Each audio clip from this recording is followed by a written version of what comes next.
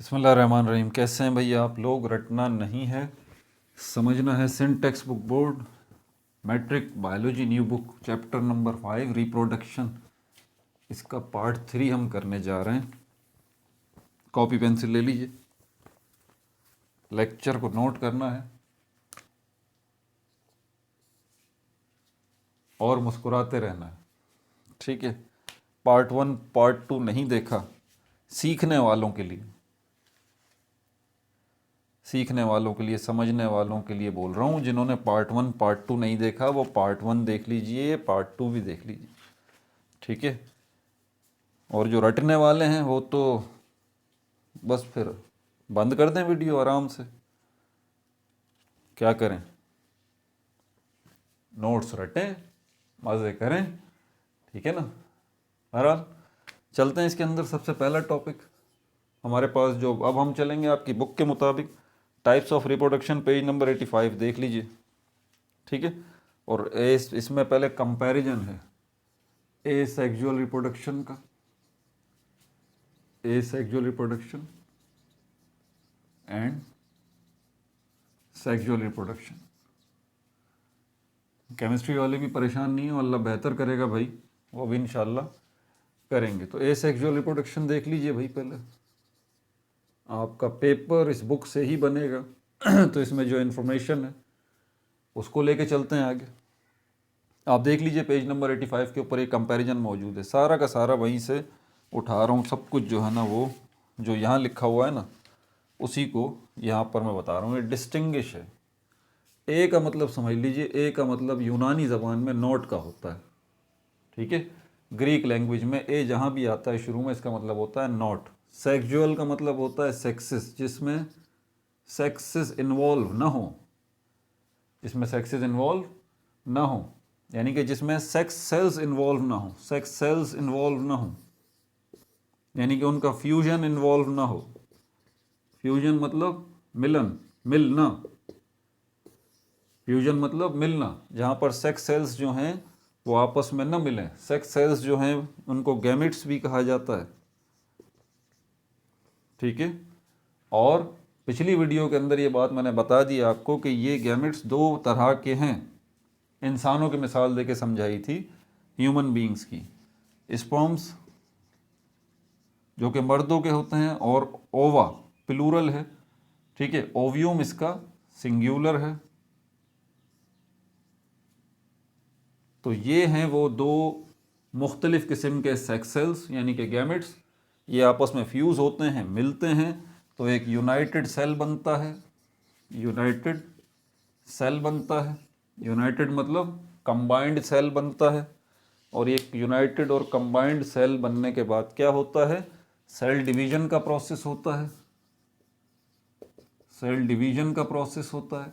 Cell division का process मतलब ये एक ऐसा प्रोसेस है जिसमें सेल्स जो हैं वो अपनी तादाद को बढ़ाते हैं।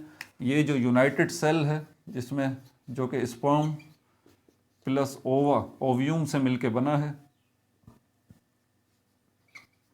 इस यूनाइटेड सेल को जायगोट कहते हैं, ठीक है भाई। इस यूनाइटेड सेल को जायगोट कहते हैं। और यही यूनाइटेड सेल ये कहाँ पर होता है, इन द वॉर्म ऑफ अ मदर। वॉर्म कहते हैं रहम मादर को, यानी कि माँ के पेट के अंदर एक जगह है जिसको यूटिरस कहा जाता है। यूटिरस, यूटिरस, और इसको उर्दू में बच्चा दानी भी कहते हैं। माँ के पेट के अंदर यूटिरस, बच्चा दानी, वो ये जगह है जहाँ पर ये स्पर्म्स एंड ओव्यूम का मिलाप होता है और उसके नतीजे में यूनाइटेड सेल जो है वो तख्लीक पाता है। इस ओव्यूम को एग, अंडा भी कहते हैं, एग, अंडा भी कहते हैं, ठीक है। तो ये एग और स्पर्म का मिलाप होता है आपस में, यूनाइटेड सेल बनता है जिसको जायगोट कहते हैं। और माँ के पेट के अंदर ही इसकी क्या होती है, इसकी सेल डिवीज़न का आगाज़ हो जाता है। सेल डिवीज़न भी होती है, डिफरेंशिएशन भी होती है, डिफरेंशिएशन भी साथ साथ with the passage of time जो है वो होती रहती है। अल्लाह ताला ने कलाम पाक में फरमाया है हर जगह पे समीउन बसीर, इंसान समी है और बसीर है। समी का मतलब होता है सुनने वाला, बसीर का मतलब होता है देखने वाला, बसारत जिसकी होती है, कान और आँखें। और यही तरतीब मेडिकल साइंस बताती है कि माँ के पेट के अंदर जो बच्चा डेवलप होता है तो सबसे पहले उसके कान बनते हैं, ठीक है, समी वो बनता है, और उसके बाद जो है उसकी आंखें बनती हैं, बसीर, बसारत, और तीसरे नंबर पे उसका हार्ट, उसका दिल बनता है, कल्ब। समझ में आ गई बात? ये कलाम पाक के अंदर ये तरतीब भी लिखी हुई है, समीउन बसीर, सुनने वाला और देखने वाला, सुना है ना आपने? तो बच्चे की डेवलपमेंट के अंदर भी यही होता है, मेडिकल साइंस इस बात को जानती है। तो सबसे पहले बच्चा जो है वो अपने माँ की दिल की धड़कन को सुनता है, टक टक टक टक टक। समझ आ रही है बात? सबसे पहले वो जो आवाज़ सुनता है वो अपनी माँ की दिल की धड़कन को सुनता है, ठीक है। डिफरेंशिएशन का मतलब यहाँ पर क्या है, मैं सेक्सुअल रिप्रोडक्शन की तरफ नहीं जा रहा, लेकिन ये जब तक सेक्सुअल रिप्रोडक्शन को पहले एक्सप्लेन ना कर दूँ, ए सेक्सुअल आपको जहन में नहीं बैठेगा। समझ आ गई बात? इसलिए ध्यान लगाइए यहाँ पे। सेल डिवीजन मतलब ये जो जायगोट है, अब ये एक सेल से दूसरा सेल होगा, एक से दो होंगे, दो से चार होंगे, चार से आठ होंगे, आठ से 16 होंगे, 16 से 32 होंगे, 32 से 64 होंगे, 64 से 128 होंगे, 256 होंगे, 512 होंगे, 1024 होंगे, and so on and so fourth. ये डिवीजन का सिस्टम चलता रहेगा। सेल डिवीजन के अंदर एक ही सेल की कॉपीज़ बनती हैं, लेकिन जब हम देखते हैं 9 महीने बाद, 8.5 महीने बाद एक बच्चा जो दुनिया में जन्म लेता है तो उसकी आंखें भी होती हैं, उसके कान भी होते हैं, उसके हाथ पैर भी होते हैं। आंखें, कान, नाक, ये सब सेल्स से मिलके बने हैं, लेकिन एक ही जैसे सेल्स से मिलके नहीं बने, ये बात तय है। आंखों के जो सेल्स हैं वो हाथों के सेल्स से मुख्तलिफ हैं, हाथों के जो सेल्स हैं वो हड्डियों के सेल्स से मुख्तलिफ हैं, हड्डियों के जो सेल्स हैं वो बालों के सेल्स से मुख्तलिफ हैं। मुख्तलिफ को इंग्लिश में डिफरेंट कहते हैं, इसी से वर्ड डिफरेंस बना है, इसी से वर्ड डिफरेंशिएशन बना है। मतलब कि ये सेल डिवीजन का जब प्रोसेस हो रहा था माँ के पेट के अंदर बच्चे का, तो सेल डिवाइड होने के साथ साथ धीरे धीरे वो डिफरेंशिएट भी हो रहे थे। यानी कि शुरू में जो सेल बन रहे थे माँ के पेट के अंदर, वो सेल डिवीजन जो हो रही थी, उसमें तो नॉर्मली सेल सिर्फ अपनी तादाद बढ़ा रहे थे, और तादाद बढ़ाने के बाद धीरे धीरे फिर वो अपने अंदर डिफरेंसेस लेके आ रहे थे, डिफरेंशिएशन लेके आ रहे थे। कुछ सेल्स ने बोला चलो भाई अब आंखें बनेंगी, कुछ सेल्स ने बोला चलो भाई हम मिलते हैं, हम कान बनाते हैं, कुछ सेल्स ने बोला चलो भाई हम हड्डियां बनाते हैं बच्चे की, कुछ सेल्स ने मिलके जो है वो बोला हम पैर बनाते हैं, नाखून बनाते हैं। ये सारे मामलात जो हैं वो सेल्स आपस में डिवाइड सेटिंग कर रहे हैं।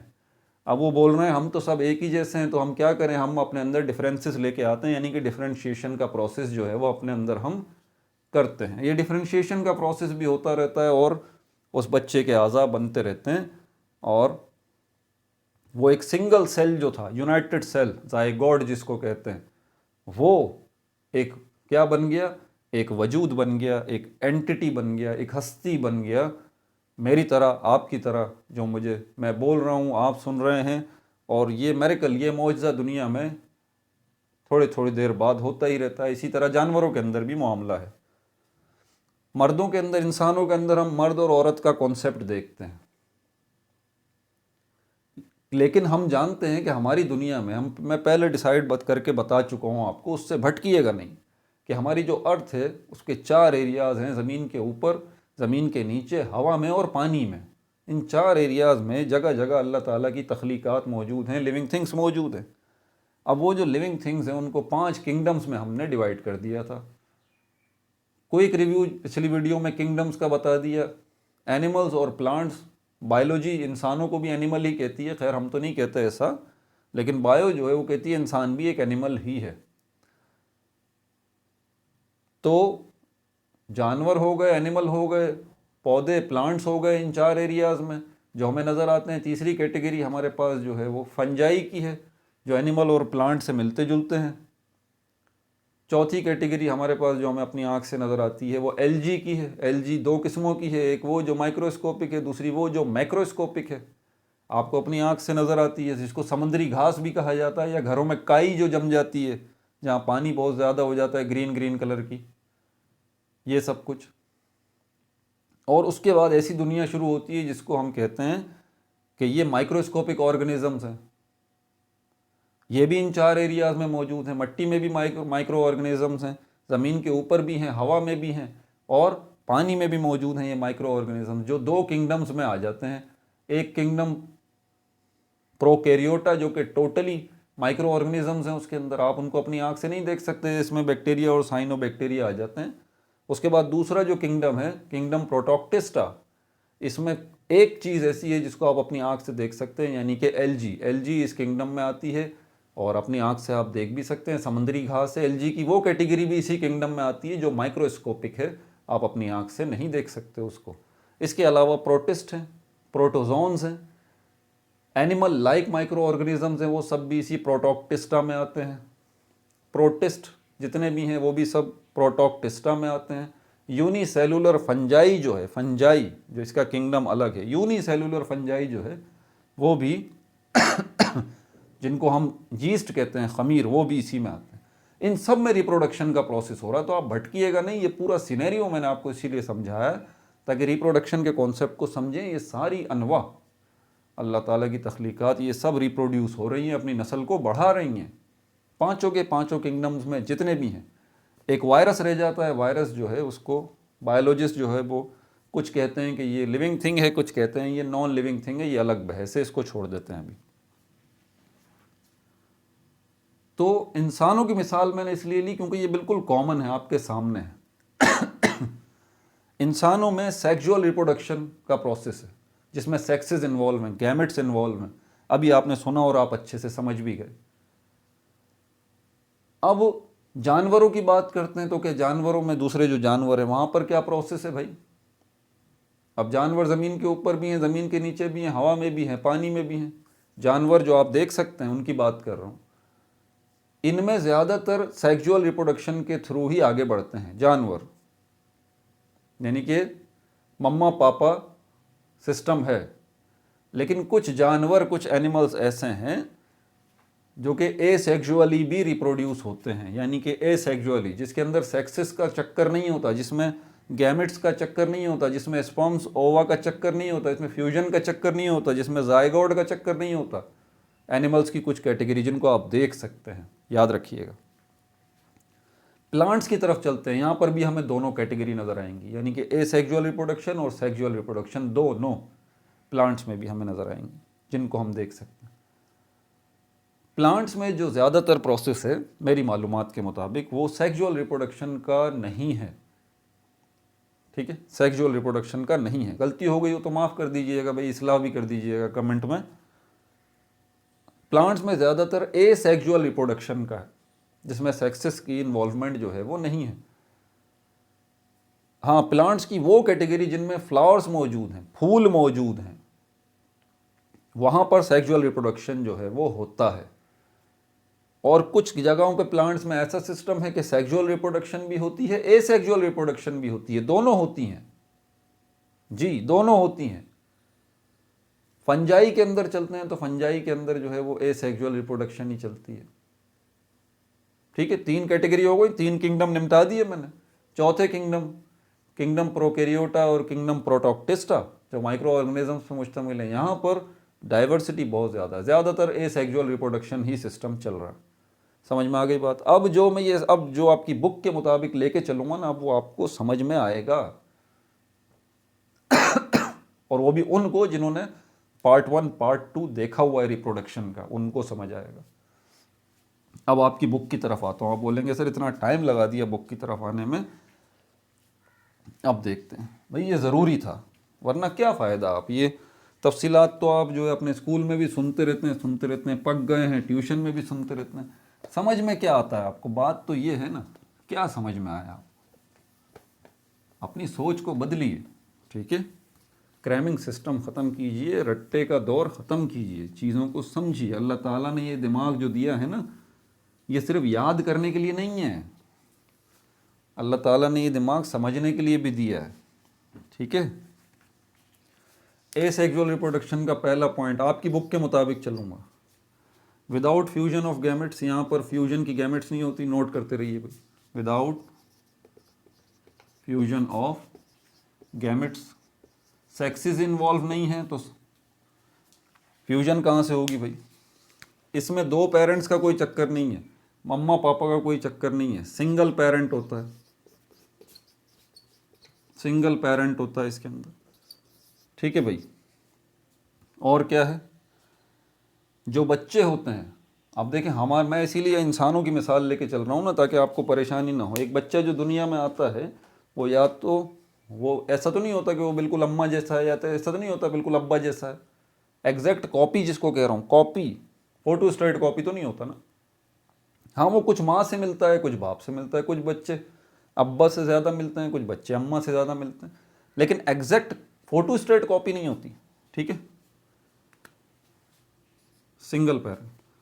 तो यहाँ पर वो बोल रहा है ऑफ स्प्रिंग्स, यानी कि बच्चे जो हैं, ऑफ स्प्रिंग्स, बच्चे जो हैं आर एग्जैक्टली सिमिलर, लेकिन यहाँ पर उल्टा सिस्टम है, आर एग्जैक्टली सिमिलर, ये बिल्कुल पेरेंट जैसे होंगे। अब मैं मम्मा पापा नहीं कह सकता, क्योंकि मम्मा पापा की बात करूँगा तो फिर गैमेट्स की बात आ जाएगी, अपोजिट जेंडर की बात आ जाएगी, दो जिन्सों की बात आ जाएगी। मैं इसीलिए एग्जैक्टली सिमिलर, इसीलिए मैं पेरेंट का वर्ड इस्तेमाल कर रहा हूँ कि जो भी इनके पेरेंट होंगे। ठीक है, तो बच्चा जो होगा, ऑफ स्प्रिंग जो होगा, वो बिल्कुल पेरेंट जैसा होगा, अम्मा अब्बा नहीं कह रहा। ठीक है, एसेक्सुअल रिप्रोडक्शन के अंदर। उसके बाद चौथा पॉइंट आपकी बुक के मुताबिक देख लीजिए, सब वही लिखा हुआ है ऑफ स्प्रिंग के हवाले से। Offspring are genetically similar, genetically similar.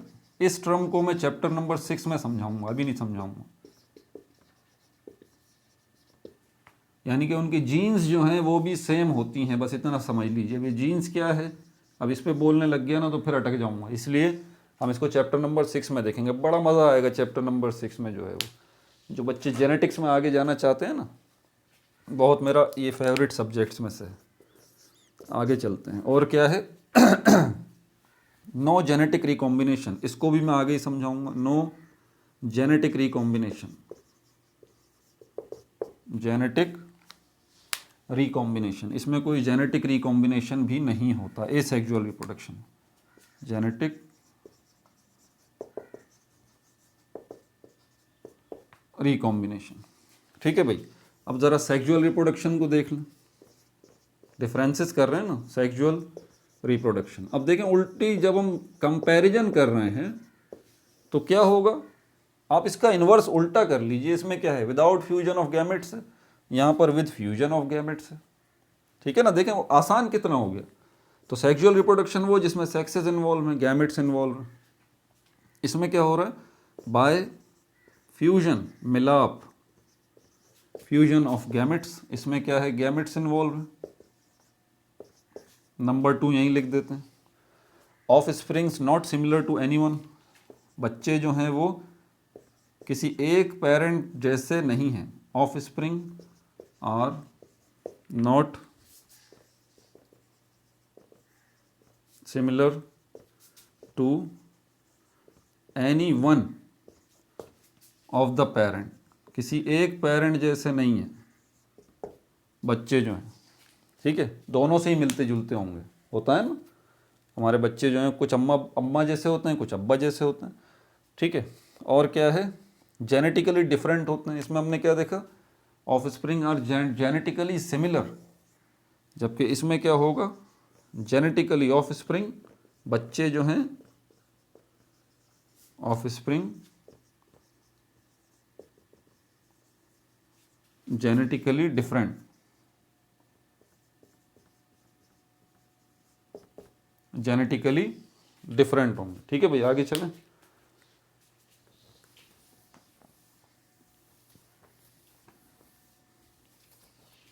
चौथा पॉइंट,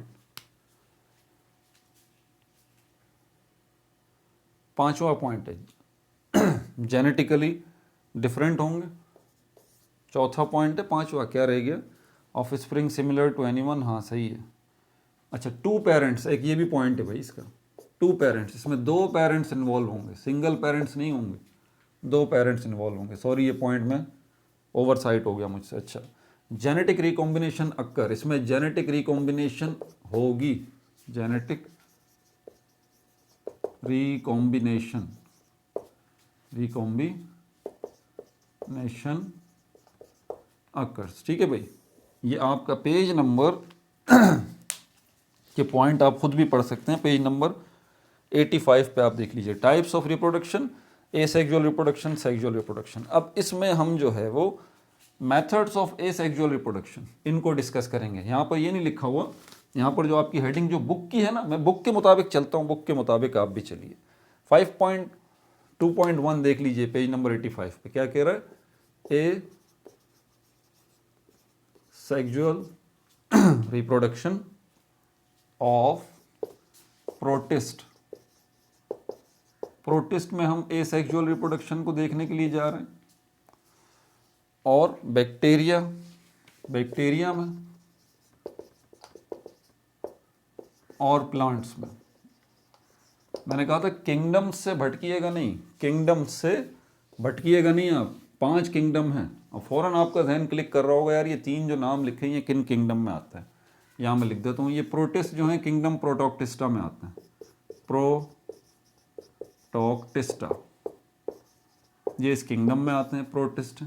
बैक्टीरिया जो है प्रोकैरियोटा में आता है, प्रोकैरियोटा में आता है। प्लांट्स तो आपको पता ही है नाम से, किंगडम प्लांटी में आता है। तो ये 3 डिफरेंट किंगडम्स को हम यहाँ पे डिस्कस करेंगे। बता दूं इसको,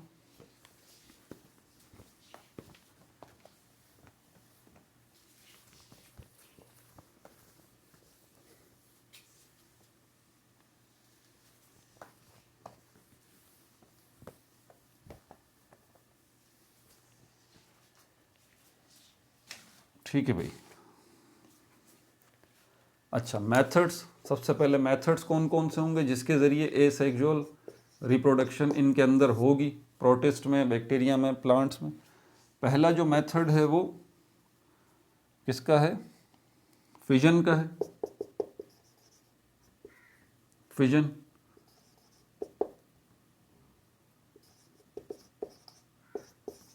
दूसरा जो मेथड है हमारे पास वो बडिंग का है। तीसरा जो मेथड है हमारे पास वो स्पोर्स का है।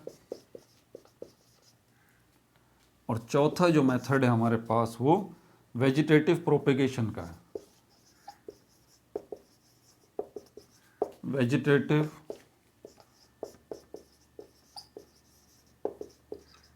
प्रोपेगेशन का है। ठीक है भाई, ये 4 मेथड्स हैं, इनको 1 बाय 1 हम जो है वो डिस्कस करेंगे। पहले फिजन को ले लेते हैं, ये फर्स्ट मेथड है एसेक्सुअल रिप्रोडक्शन से मुताल्लिक।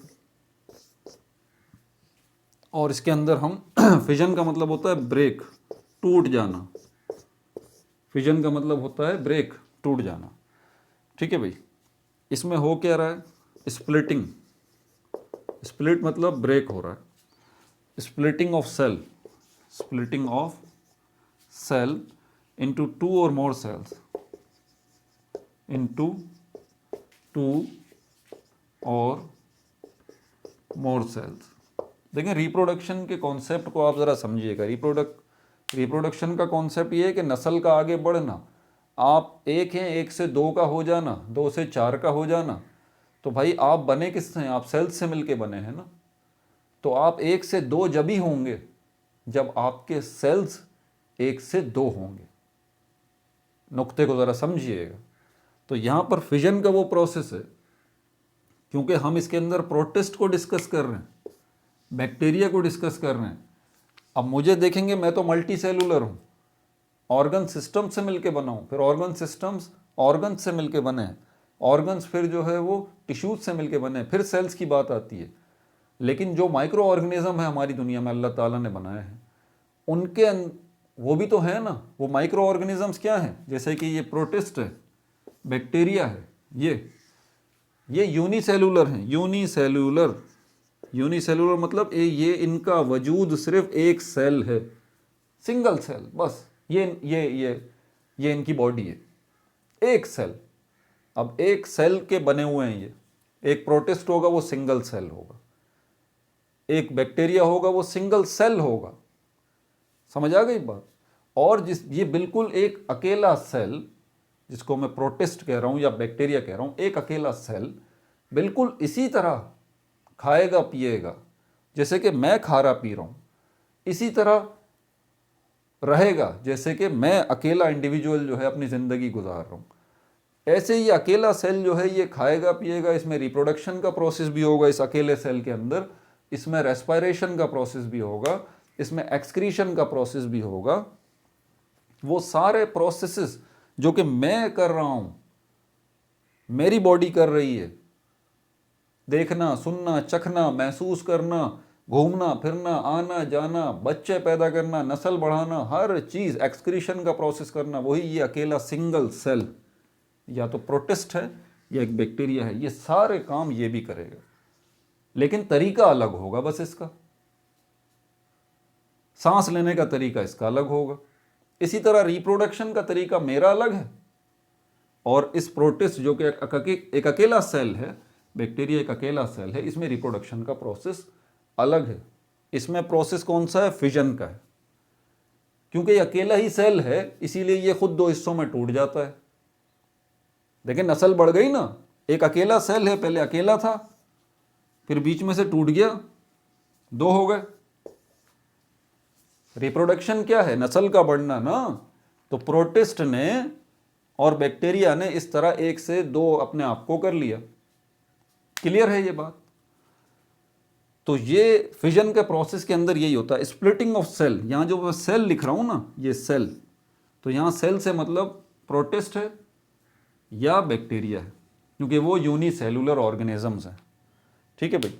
अब यहाँ दो कैटेगरीज हैं, या तो ये दो हिस्सों में टूट जाएगा एक सेल, ठीक है, या दो से ज़्यादा हिस्सों में टूट जाएगा। लेकिन अभी टाइप्स को तो बाद में देखेंगे। और इसमें क्या है और कैटेगरीज, अगर फिजन के हवाले से आपसे पूछा जाए कि कैरेक्टरिस्टिक्स लिखिए फिजन की, तो ये हो गई सिंपलेस्ट एंड फास्टेस्ट। बहुत सादा तरीका है रिप्रोडक्शन का। भाई अब देखें रिप्रोडक्शन का प्रोसेस हमारे दुनिया में कितना मुश्किल है, हैं? अब शादी निकाह कितना मुश्किल हो गया है। अब बेचारे बच्चे के लिए शादी करना कितना मुश्किल है। घर भी बनाओ, जॉब भी करो, ये भी करो, वो भी करो, पता नहीं क्या क्या करो, तब जाके लड़की के घर वाले राज़ी होंगे, हाँ भाई चलो ठीक है। अब उसको अपनी नस्ल बढ़ाने के लिए कितनी तगोदो करनी पड़ रही है, रात दिन एक करना पड़ रहा है, कमाना पड़ रहा है, ये बताना पड़ रहा है भाई मैं अच्छे एतवार का लड़का हूँ, मेरा कैरेक्टर भी बड़ा अच्छा है, मैं किसी बुरे मामलात में नहीं हूँ, चलो ठीक है, हाँ ये बच्चा अच्छा है भाई, इनकी शादी कर दो। अब बड़ा मुश्किल है रिप्रोडक्शन का प्रोसेस इंसानों में हमने बना दिया है नहीं वैसे।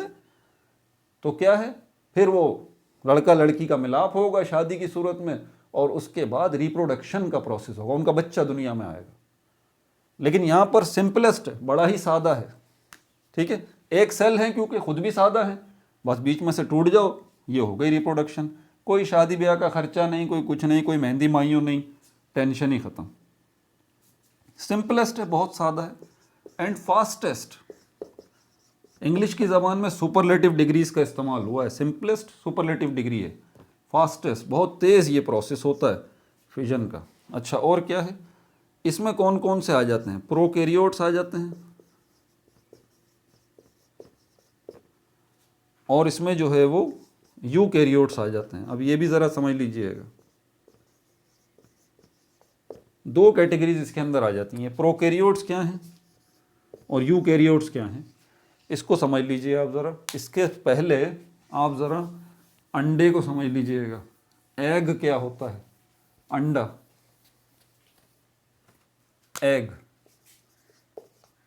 जो अंडा हम खाते हैं नाश्ते में, ब्रेकफास्ट में, उस अंडे में क्या होता है? आप कहेंगे सर उसमें एक शेल होता है, और दूसरी चीज़ अंडे के अंदर जो है वो लिक्विड्स होते हैं। ये लिक्विड्स दो तरह के होते हैं, एक को सफ़ेदी कहा जाता है, एग वाइट इंग्लिश में कहते हैं, और दूसरे को जर्दी कहा जाता है, यानी कि यॉक। तो सफ़ेदी और जर्दी ये दोनों क्या हैं? ये लिक्विड्स हैं। लेकिन केमिस्ट्री हमें बताती है कि लिक्विड अगर है तो उसकी कोई डेफिनेट शेप नहीं है, डेफिनेट शेप जो है वो नहीं है लिक्विड की। लेकिन अंडे के अंदर हम देखते हैं, जब अंडे को हम तोड़ते हैं, ये शेल तो आपको पता है ना, बाहर वाला होल जो होता है सख्त वाला, उसको कहते हैं। तो डेफिनेट शेप तो जो है वो नहीं है।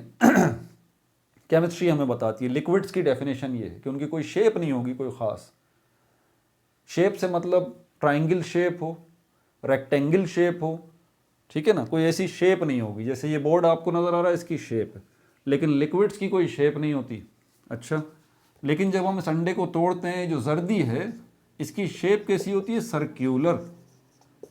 सर्क्यूलर मतलब सर्किल या स्फेरिकल। इसकी शक्ल जो है वो स्फेरिकल होती है, गोल होती है। यानी कि अब गोल होती है तो ये लिक्विड है। मान लिया सर जर्दी जो है वो लिक्विड है, सफ़ेदी क्या है? वो भी लिक्विड है, उसकी शेप नहीं है। हाँ, सफ़ेदी की हद तक तो सर बात समझ में आ रही है बिल्कुल। जब अंडा तोड़ा तो सफ़ेदी जो है वो बिखर गई, बिल्कुल बिखर गई। अब जो चीज़ बिखर जाए तो लिक्विड ऐसे ही करता है, पानी डाल दें वो बिखर जाएगा। तो सफ़ेदी तो बिखर गई, वाकई सही बात है। लिक्विड की डेफिनेशन पे सफ़ेदी तो पूरा उतर रही है, लेकिन जर्दी जो है वो पूरा नहीं उतर रही। जर्दी भी लिक्विड है हम जानते हैं, लेकिन जर्दी तो बिखर नहीं रही। जर्दी तो बिखर नहीं रही। उसकी एक जर्दी की डेफिनेट शेप है। कौन सी शेप है? सर्किल या स्फेरिकल, गोल शेप है। अब हमें ये बात परेशान कर रही है कि यार ऐसा कैसे मुमकिन है। अब हम क्या करते हैं कि एक सुई लेते हैं, और सुई लेने के बाद ये इस तरह जो ये सफ़ेदी हो गई और ये जर्दी हो गई। तो जैसे ही आप इसको पिन मारते हैं, एक पिन मारते ही अब ये सफ़ेदी, ये जर्दी जो है ये भी क्या करेगी? ये भी बिखर जाएगी। यही होता है ना, तजुर्बा करके देख लीजिए। अंडे की जर्दी पे पिन मारी एक, अब वो बिखर जाएगी। हाँ, अब सही है, अब तो काम हो गया। सफ़ेदी भी बिखरी हुई थी पहले ही, अब जर्दी भी बिखर गई। इसका मतलब ये हुआ कि वो जो जर्दी थी, जो येलो कलर की थी, जो यॉक था, कोई एक ऐसी चीज़ थी जिसने उसको पकड़ के रखा हुआ था। देखें, बात को ज़रा समझिएगा। लिक्विड्स की शेप जो है वो कब बनती है? जब आप किसी लिक्विड को जिस बर्तन में डालेंगे ना, तो लिक्विड की वही शेप बन जाएगी। मिसाल के तौर पर पानी को ज़मीन पर फेंक दीजिए, मैं भी आपसे पूछूं इसकी शेप क्या है, आप बोलेंगे सर कोई शेप नहीं है। उसी पानी को एक गिलास में डाल दूं तो मैं आपसे पूछूं अब क्या है इस पानी की शेप, आप बोलेंगे जैसी गिलास की शेप है वैसी इस पानी की शेप। जैसी गिलास की शेप है वैसी इस पानी की शेप है। उस पानी को मैं कप में डाल देता हूँ, कप में, चाय के कप में, मैं बोलता हूँ अब कैसी शेप है, आप बोलेंगे सर इस पानी की जो है वो इस कप जैसी शेप है।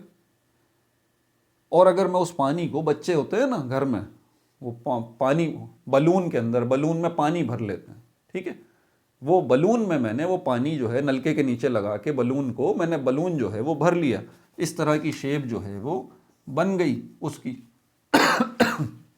सॉरी, मेरी तबीयत थोड़ी ख़राब है, गला भी ख़राब है, ये बड़ी मुश्किल हो रही है बोलने में, लेकिन बहरहाल तो ये बलून की शक्ल जैसा पानी अब बन गया। इसका मतलब लिक्विड की शेप वो होती है जिसमें, जिस बर्तन में उस लिक्विड को डाला जाता है। यहाँ पर जो शेप इस बलून की है वही इस पानी की है। और कप में डाला था तो कप जैसी शेप थी, गिलास में डाला था तो गिलास जैसी शेप थी। अगर ये सर्कुलर हो गई है जर्दी, गोल हो गई है, गोल नज़र आ रही है, तो इसका मतलब कोई ऐसी चीज़ में ये जर्दी डली हुई है जो हमें नज़र नहीं आ रही। एग्जैक्टली उसी चीज़ को हम कहते हैं मेम्ब्रेन। मेम्ब्रेन, ये मेम्ब्रेन बिल्कुल जिस तरह ये बलून है ना जिसने पानी को होल्ड करके रखा हुआ था, एग्जैक्टली ये भी बलून जैसा ही है। आप बलून को, इसको सुई मारेंगे पानी बिखर जाएगा ना, बलून तो आपको नज़र आ रहा है। ये मेम्ब्रेन एक ऐसा बलून है जो कि इनविजिबल है, आपको नज़र नहीं आता। आपको सिर्फ ये कैसा है, ये जो है वो कलरलेस है, इसकी कोई शेप नहीं होती इस बलून की, जिस बलून में ये रैपअप हुआ है, ये जो सफ़ेदी है। आप जब पिन मारते हैं तो आप उस बलून को फोड़ देते हैं, उस मेम्ब्रेन को फोड़ देते हैं, उसका नतीजा क्या निकलता है? ये जर्दी जो है वो बिखर जाती है। आगे चलते हैं, समझ में आ गया है सिनेरियो? अब सेल की तरफ चलते हैं। अब सेल की तरफ चलते हैं। अंडा कैसा होता है? गोल होता है। ऊपर क्या होता है? होल होता है जिसको शेल कहते हैं। अंदर क्या होती है? सफ़ेदी होती है। उसके बीच में क्या होती है? जर्दी होती है। अब सेल की शक्ल देखें, ये रहा सेल, टिपिकल शेप होती है इसकी। सेल, अंडे को और सेल को देख लें। ये बाहर सेल मेम्ब्रेन होती है सेल के। ये क्या होता है, ये साइटोप्लाज्म होता है। और ये क्या होता है, ये न्यूक्लियस होता है। आप यकीन कीजिए कि सेल के स्ट्रक्चर को समझाने के लिए अल्लाह ताला ने हमें ये अंडे की मिसाल बड़ी अच्छी दी हुई, परफेक्ट एग्जाम्पल। इस अंडे को देखें, ये इसका शेल है जो कि सख्त है। ये क्या है, अंदर सफ़ेदी है, और ये क्या है, अंदर जर्दी है ना। अब यहाँ पर न्यूक्लियस को देख लें और इस जर्दी को देख लें, यहाँ पर साइटोप्लाज्म को देख लें और यहाँ इस सफ़ेदी को देख लें, और यहाँ सेल मेम्ब्रेन को देख लें और इस शेल को देख लें। एक ही बात है, एक ही बात है। अब चलते हैं, यहाँ पर हमने देखा सफ़ेदी को और जर्दी को। हमने अभी देखा कि ये दोनों क्या हैं, ये लिक्विड है, ये लिक्विड है। यकीन कीजिए कि ये जो न्यूक्लियस है और ये साइटोप्लाज्म, दोनों, ये दोनों न्यूक्लियस और ये साइटोप्लाज्म, ये दोनों भी पता है क्या है, ये लिक्विड्स है। सफ़ेदी जो है, यहाँ पर अंडे की सफ़ेदी हम देखते हैं वो थोड़ी कम डेंस है, और जर्दी जो है वो ज़्यादा डेंस है। मतलब सफ़ेदी जो है वो कम गाढ़ी है, और जो है वो जर्दी जो है वो ज़्यादा गाढ़ी है।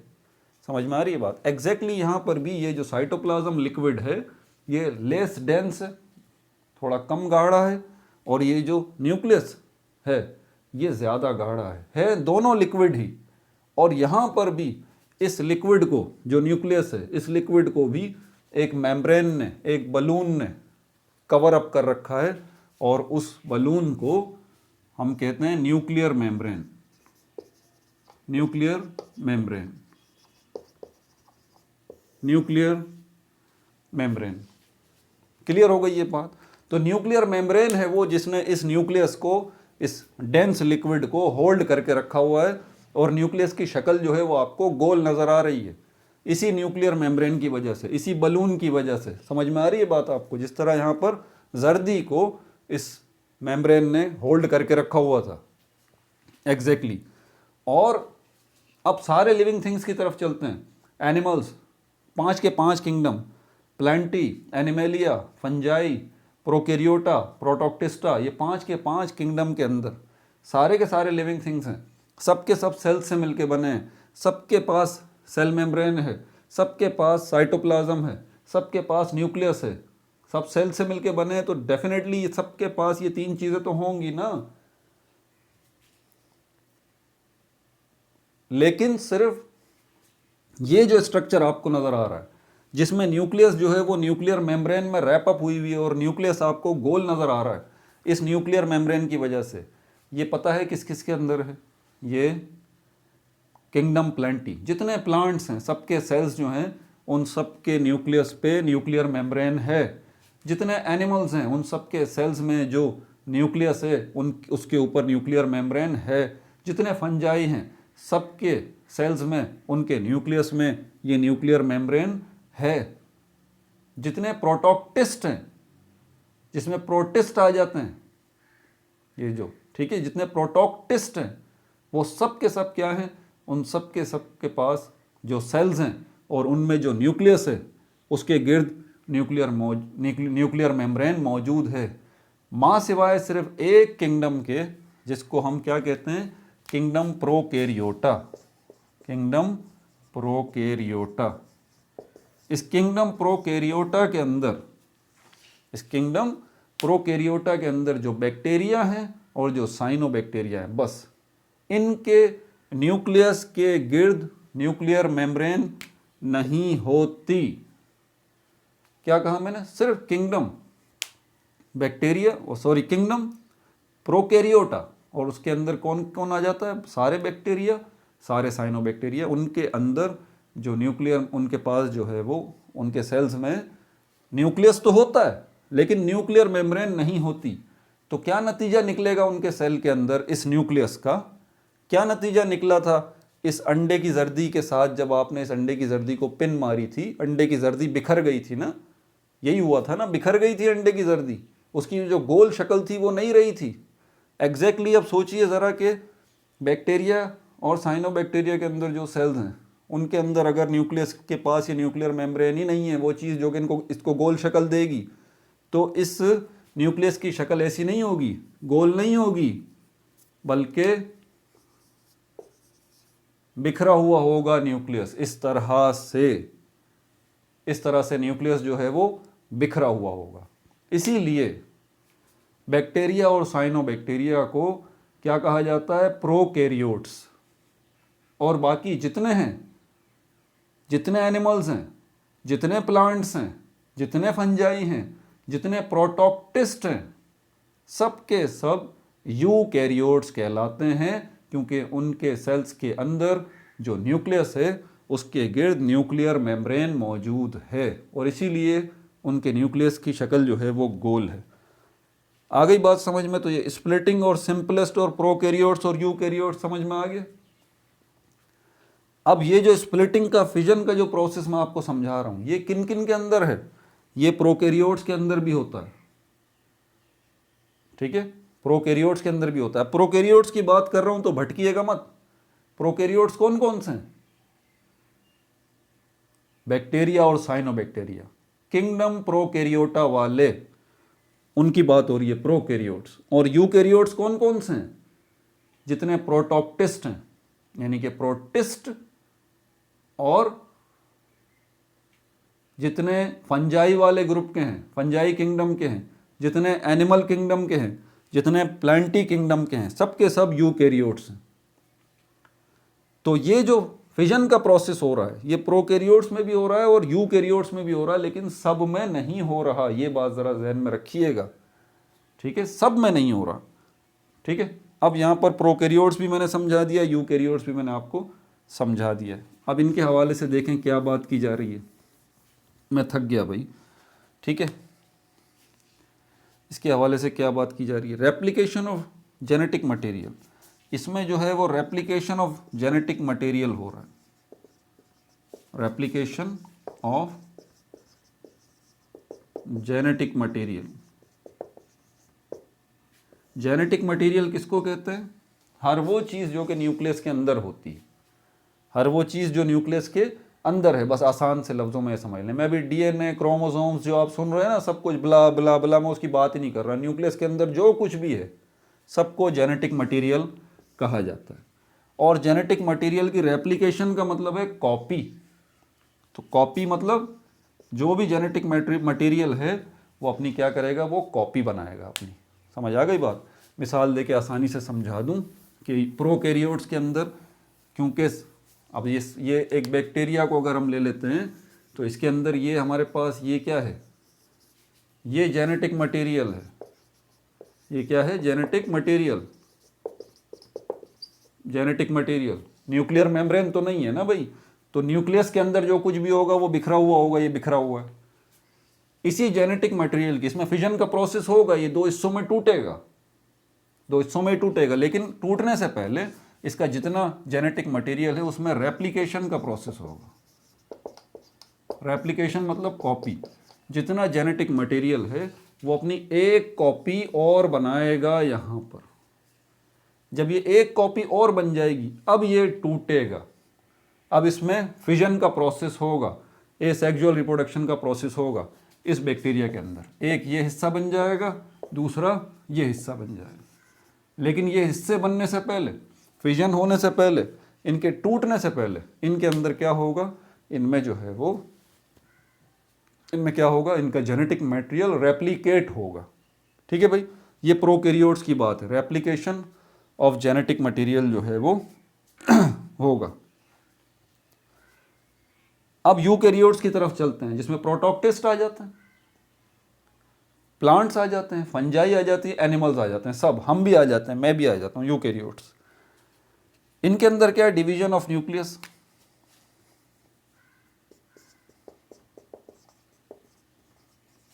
Division of nucleus, nucleus divide होगा, ठीक है।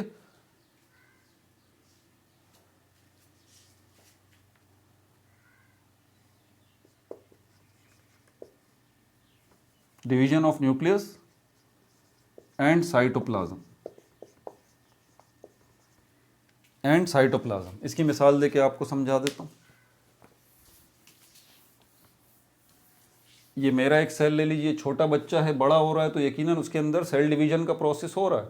छोटा बच्चा बड़ा हो रहा है मतलब सेल्स का इजाफा हो रहा है ना उसके अंदर। आपका हाथ पहले इतना सा था, अब इतना बड़ा हाथ हो गया है, तो ज़्यादा सेल्स आए हैं ना, तभी तो इतना बड़ा हाथ हुआ है। तो सेल डिवीजन का प्रोसेस जो हो रहा है उसमें हो क्या रहा है, ये सेल है और ये न्यूक्लियस है। आसान सी बात समझा देता हूँ। इस न्यूक्लियस के अंदर क्या है, जेनेटिक मटेरियल, जेनेटिक मटेरियल मौजूद है। यहाँ पर जेनेटिक मटेरियल जो है इसकी भी रेप्लिकेशन होगी, जेनेटिक मटेरियल की यहाँ भी रेप्लिकेशन होगी। और उसके बाद फिर क्या होगा, ये एक न्यूक्लियस जो है यहाँ से, ये जब इसके अंदर जेनेटिक मटेरियल 1 से 2 हो जाएंगे, अब ये न्यूक्लियस भी 1 से 2 हो जाएंगे।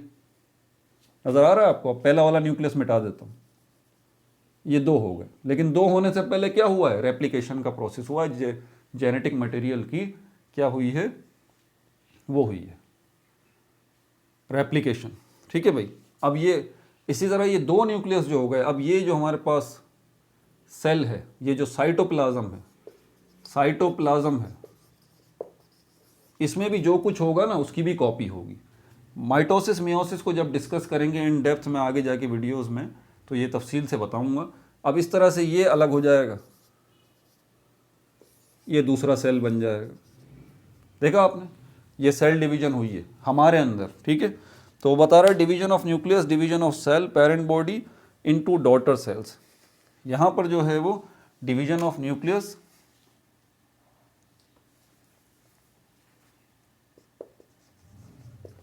Into daughter cells, into daughter cells, ये रहे वो डॉटर सेल्स, ये रहे, इनको डॉटर सेल्स कहते हैं, इसको पेरेंट सेल कहते हैं। ठीक है भाई,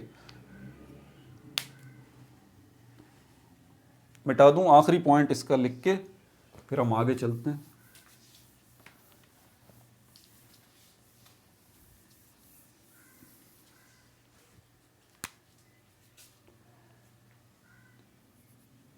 इसी के अंदर ये यूकैरियोट्स का ही अगला पॉइंट लिख रहा हूं मैं यहाँ पे, यूकैरियोट्स का अगला पॉइंट लिख रहा हूँ कि यूकैरियोट्स में क्या हो रहा है, न्यूक्लियस की डिवीजन हो रही है और उसके नतीजे में 2 डॉटर सेल्स बन रहे हैं। इसके अलावा जो डॉटर सेल्स हैं,